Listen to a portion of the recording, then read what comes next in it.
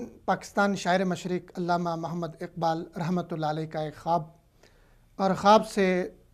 تعبیر تک کا سفر تمام ہوا۔ بر صغیر کے مسلمانوں کو پاکستان کی شکل میں ایک مملکت خداداد، ایک آزاد وطن نصیب ہوا اور خواب سے تعبیر تک کے اس سفر میں 70 سال گزر گئے، لیکن تعبیر سے تکمیل کا سفر ابھی باقی ہے۔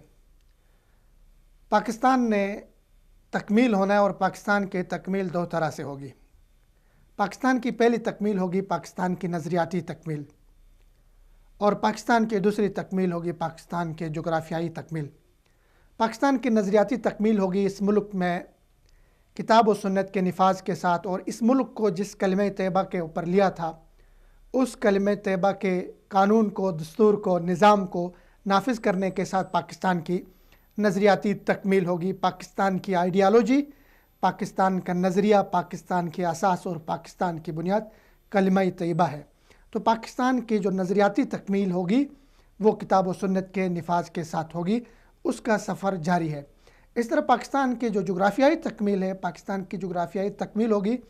کشمیر کے حصول کے ساتھ، اور ان تمام مقبوضہ علاقوں کے